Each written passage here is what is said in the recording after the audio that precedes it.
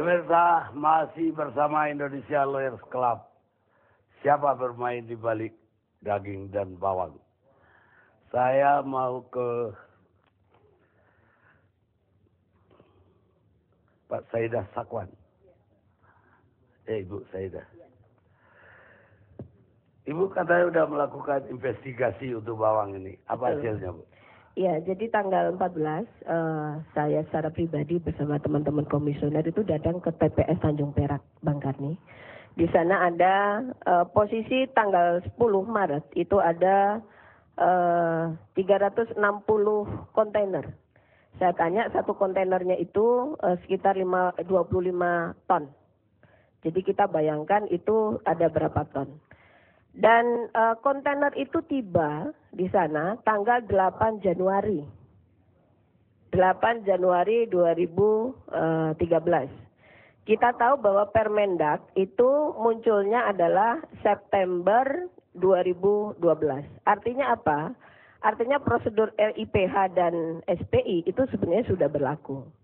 Tapi kenapa dari sekian ratus kontainer itu kok dibiarkan tidak diurus RIPH-nya dan tidak diurus oleh SPI-nya. Nah, Komisi KPPU ranahnya itu kan pada isu persaingan usaha. Kita lihat bahwa di sini dari 364 kontainer itu, Bang Karni, pemainnya adalah 13 importir. Jadi kita sudah punya datanya, tapi ini tidak bisa kita publikasikan karena kami sedang melakukan law enforcement. Jadi 364 kontainer itu sebenarnya kalau kemarin kita konfirmasi ke teman-teman dari Bea Cukai, kalau sudah lebih dari 30 hari itu harusnya masuk sebagai barang tidak dikuasai. Artinya apa? Itu sudah tidak wewenang importir lagi.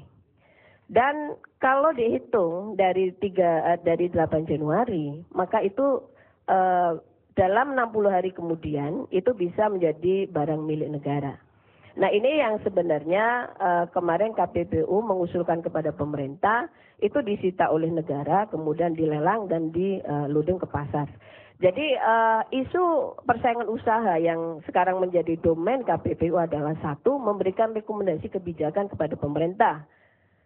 Nah, yang kedua adalah kita melakukan law enforcement, sekarang sudah dalam proses penyelidikan terhadap 11 importir, ya, yang kita duga mereka melanggar Undang-Undang Nomor 5 Tahun 99, terutama adalah Pasal 19.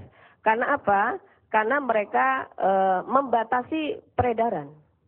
Jadi menurut kita indikasinya bahwa para importir ini sengaja menahan, Bang Karni.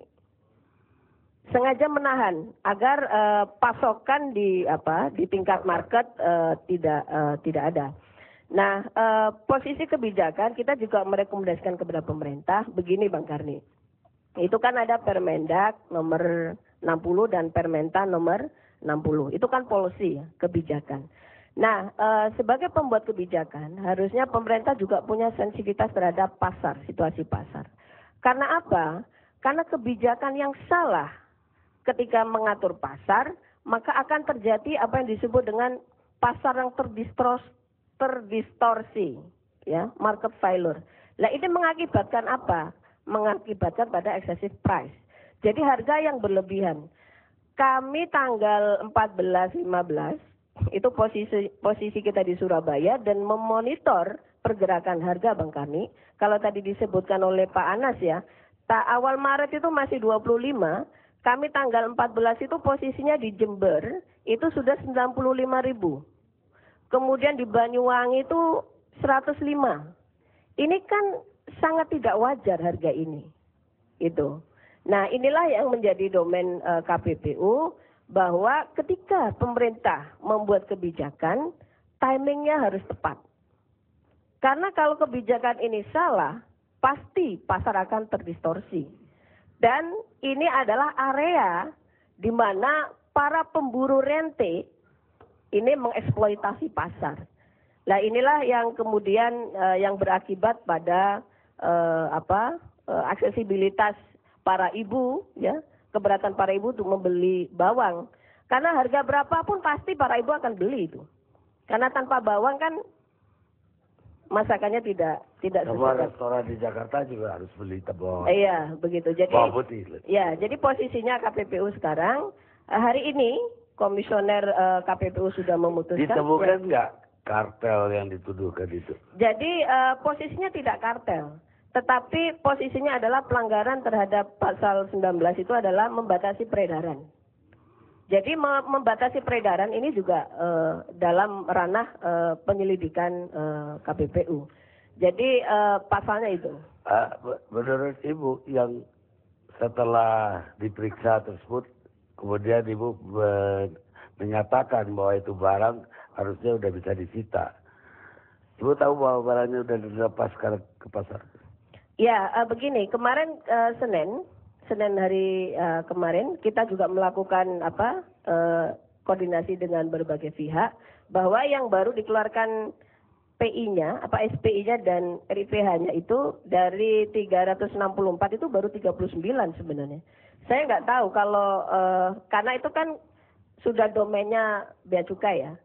Jadi kami tidak bisa, harusnya kalau menurut keterangan yang kami dapat dari Bea Cukai, bahwa posisi 364 kontainer itu sudah lewat dari 30 hari.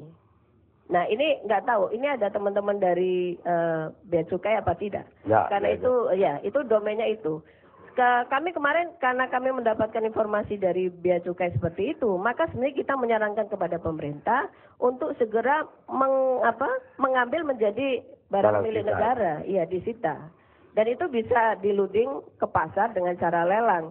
Karena apa? Mau tidak mau sekarang dalam kondisi yang pasar yang emergensi, itu bisa dikeluarkan. Saya nggak tahu kalau kemudian ada mengeluarkan IPH dan SPI. Itu 10.000 ton ya? Jadi kemarin jumlahnya ada sekitar 10.000. 364 kali 30. kali 25 ton. Kali 25. Kalau kali 30, 10.000. Iya, ya kira-kira itu. Baik, saya mau ke Pak Bob. Ya. Ini kartel atau mafia? Belum berani ngomong, Pak. Jadi begini, Pak. Kembali kepada barang yang tadi katanya tiba di Tanjung Priuk dari Belawan dengan memakai segel merah. Saya juga importir, Pak. Ya. Tapi menengah kecil ke bawah, Pak. Tapi Bapak ketua gabungan importir hasil bumi Indonesia, tapi sebagian anggotanya udah pada jualan bami siomay, Pak. Oke. Masalahnya di dalam peraturan ada intimidasi harus memiliki gudang pendingin. Kalau nyewa nggak boleh. Nyewa nggak boleh? Nggak boleh, Pak. Jadi harus punya gudang pendingin. Itu yang pertama yang betul-betul diskriminatif, Pak. Melanggar Undang-Undang Dasar 45, Pancasila nomor urut 5. Semuanya itu melanggar, Pak. Itu peraturan siapa? Aturannya dari Permentan, Pak, nomor 60. Oh, Permentan. Pada pasal 11 ayat 2 huruf E. Baik, terusin, Pak. Ya, tar dulu, Pak. Ya, sebentar, Pak. Ya, jadi masalahnya sekarang yang tadi segel, Pak. Itu yakin salah 101%. Cuman ini masalahnya alamat palsu, Pak Ayu Ting Ting, Pak. Nanyanya ke Pak Haryono ya salah, Pak. Ke Ibu Banun Harpini harusnya, Pak. Banunnya nggak ada rakor gitu. Masih, Pak. Jadi begini, Pak. Artinya itu segel merah artinya bermasalah. Kalau dia sudah KT9 artinya pelepasan, surat karantina tubuhan nomor 9, itu segelnya hijau, Pak. Kalau dalam masih pemeriksaan KT2 itu segelnya kuning, Pak. Itulah perbedaan segelnya. Makanya saya bilang alamat palsu, Pak. Jadi jelas barang itu bermasalah. Pertama.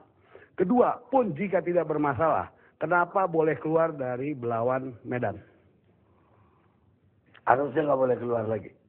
Kesatu. Kedua, kalau katanya disalurkan ke PT lain, berarti dia IT dong, Pak, bukan IP. Sebab kalau dia IP, dia harus menggunakan sendiri untuk bikin pabrik terasi. Makanya sebentar lagi saya mau ke Pak Haryono, saya mau bikin Namanya White Garlic Lotion, Pak. Pabrik saya. Apa itu? Lotion bawang putih, Pak. Oh, Saya mau bikin itu, Pak, minyak wangi untuk anti vampir, Pak. Bawang putih. Ya, habis enak, Pak. Masalahnya enaknya begini, Pak. Sekarang gini, kita berbicara realita. Bawang putih harga 70.000 kita ambil paling minimal. Kita hitung dari hulu dulu. Harga bawang putih di Cina, $1. Cost insurance and freight. Ditambah aja kasaran 30%, modal importir 13.000. Importir jual ke distributor, tambah 3.000, 16.000. Distributor jual ke pengecer, 3.000, 19.000.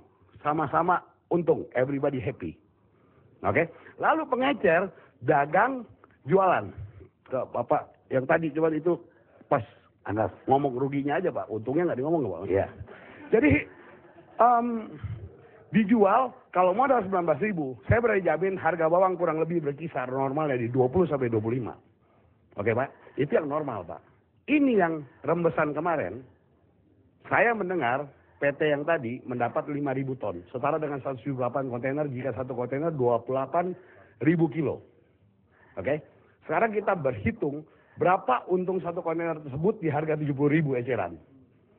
Tadi kita sudah kembali harga daripada importir 13.000. Dia tambah untung 50.000, modal dia jual ke si pengecer 63.000, pengecer jual 7.000 dong, Pak. Oke. Sekarang untung 50.000 kalikan 28.000 kilo itu total 1,4 miliar, Pak, panjangnya, Pak. Panjang banget, Pak. Satu kontainer.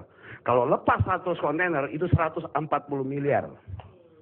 Icoan dong kan Ya, itu. itu baru yang 100, Pak. Pertanyaan saya kalau kembali ke Pak Haryono, berapa yang dilepas ke IT? Kalau 1.000 kontainer berarti ada keuntungan di dalam mata rantai ini 1,4 triliun rupiah. Terima kasih, Pak, atas tepukannya, Pak. Masih panjang, Pak. Jadi begini, Pak. Saya ada beberapa poin yang saya mau bicara. Pertama tadi saya sudah bicara hulu harga barang tersebut. Kedua, Bapak kan temanya di sini kan ada apa sih? Siapa di balik ini? Di balik ini berarti ada pelaku, Pak. Pelaku adalah juga ada korban. Korbannya saya, Pak. Pengusaha menengah kecil yang diintimidasi, Pak. 160.000 ton yang dibagikan per 4 Maret. 80% diindikasikan diberikan kepada 131 perusahaan. 20 perusahaan mendapatkan 80.000 ton. Jadi satu PT mendapatkan 4.000 ton. Saya cuma dapat 400 ton. Di tahun lalu, di awal bulan Februari, setelah terbitnya Permentan 888990, itu 88 untuk tindakan karantina depo dan lab, itu saya sudah mem-PHK 80% karyawan saya, Pak. Dengan tetes air mata, Pak. Jadi yang saya mau membahas adalah pelaku. Pelaku ada 3, Pak. Pelaku ada 3. Importir besar sudah jelas. Artinya, Permentan 60 yang dibuat, itu secara otomatis membentuk kartel. Kartel itu pengertiannya adalah produsen yang bisa membatasi produksinya, pertama. Kedua, produsen yang bisa membatasi jumlah barang yang dia mau jual, kapan. Ketiga, produsen yang bisa menentukan nilai jual dia mau jual harga berapa pada saat kapan. Itulah kartel. Jadi jangan salah tentang pengertian kartel, Pak. Kalau saya salah itu boleh, Pak, ya. Soalnya emang biasa bocor, Pak, saya, Pak. Nah, kemudian di dalam importir besar itu ada 2 golongan, importir produsen dengan importir terdaftar. Pertanyaan saya, kenapa terlambat diterbitkan per 4 Maret? Kenapa diberikan untuk importir produsen 1 bulan sebelum yang terdaftar itu dijual ke umum? Sebelumnya telah diterbitkan. Dan saya nggak tahu jumlahnya berapa. Kenapa sumber alam rezeki didahulukan 1 bulan? Begitu maksudnya? Ya, yang untuk produsen tadi, Pak. Makanya Ya, saya ya. buru-buru mau bikin produsen, Pak. Yang buat anti vampir tadi, Pak. Ya. Karena untungnya 1,4 M, Pak. Kira-kira begitu, Pak. Biasa untung 3.000 doang, Pak. Itu pun kalau barang nggak banjir.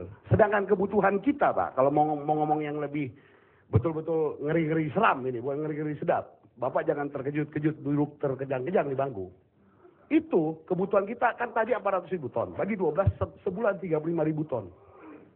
35.000 ton, tolong bagi per 28.000 ton. Total berapa? Kurang lebih 1.200 kontainer sekian. Jadi ada keuntungan di dalam mata rantai tadi 1T sampai 2T. Saya sih nggak banyak, punya 500 M aja Pak. Ember di rumah yang udah berpecah. Nah itu pelaku yang tadi Pak, pertama Pak, untuk IP dan IT tadi. Pengusaha. Itu tadi modus operandinya Pak ya. Yang kedua, pengepul atau pengumpul. Yang ada di sentra-sentra pertanian kita. Makanya petani kita tidak pernah maju. Kenapa? Pegawai saya banyak yang petani bapaknya. Ngantar barang 10 kilo, masih minjem motor. Itu pun bayar. Nyampe, ini grade B, dibilang grade A. Mau jual enggak, syukur. Karena itu butuh cost storage Pak. Dijual sama petani. Oke Pak. Jadi yang untung siapa? Tanda kutip itu dia. Yang lebih seram lagi adalah itu importir pengepul termasuk penyelundup yang ketiga. Itu bisa orang yang sama, bisa berbeda, bisa satu mata rantai. Bagaimana kita cara mengurainya? Mengurainya gampang Pak sekarang. Si importir impor bawang merah yang tadi Bapak bilang. Lagi panen bawang merah di Brebes. Lemparin aja satu kontainer, jual 3.000 perak. Hancur petani. Asik itu, ya kan? Terpaksa petani jual 3.000 kan? Dia timun barang dia. Baru dibeli. Ya. Lalu yang dia impor, dia jual 15.000. Untungnya berapa? Kalikan. Di sini kan banyak orang-orang pintar, Pak. Ah, itulah yang disebut mafia, kata Bapak tadi, atau kartel, saya kagak ngerti, Pak. Itu tadi, Pak. Jadi pelaku ada 3, Pak, dalam hal ini. Importir, pengepul, penyelundup. Nah, penyelundup bagaimana ceritanya? Ini barang langka kok Pak. Negara kita maritim. Penyelundupnya dari mana? Portland. Jelas, tanya bea cukai. Teluk Bibung, Kuala Tungkal, Jambi, Dumai, Tanjung Balai Karimun, dan ratusan pelabuhan tikus. Bea cukai di sono kantornya, pegawainya cuma 100 Pak. Saya harapkan teman-teman bea cukai kasih tepuk tangan saya ini. Kalau ada lagi pada nonton teman saya, banyak. Jadi itu kalau 100 pegawai, satu kepala kantor, itu kalau sampai berani nangkep kapal rakyat yang 20 ukuran 40 ton, itu diserbu ribuan rakyat Pak. Kabur Pak, kantor dibakar. Jadi dilepas, dibatasi, tutup mata. Daripada nungguin 8.000, mendingan dari seberang Malaysia Pak. Atau dari Kucing, Pontianak yang kemarin ketangkep. Orang cuma batasannya mah pintu doang. Ada yang mau saya tanya. Iya Pak. Agak mengagumkan Pak Bob malam ini. Saya udah ketemu banyak importir. Baik. Yang nggak kebagian kayak Pak Bob. Bagaimana Pak? Yang tidak kebagian kuota. Ah. Nggak ada yang berani datang ke sini. Ya, saya- Kata aja besok pasti di blacklist. Pasti Pak, yakin. Ada nggak takut di blacklist oleh Departemen Pertanian? Enggak. Material. Enggak apa-apa. Demi membela kemandangan saya nggak takut tentang hal itu. Makin saya di blacklist, makin saya akan bicara dengan pers, dengan Bapak Anton Siombing sebagai wakil rakyat, wakil pemerintah. Bela kebenaran, merdeka Pak. Kenapa saya katakan demikian? Bapak saya Legiun Veteran 1945, orang Dayak Pak. Ibu saya orang Cina Banjarmasin. Saya campuran Pak. Tiap hari kecil umur 3 tahun dipopor sama senjata SN45. Geletak gitu Pak. Nah terus saya mau takut sama siapa udah gede begini? Itu masalahnya Pak. Jadi artinya masih hidup sampai sekarang udah syukur. Umur Bapak saya. Kita istirahat. Terima kasih, Pak.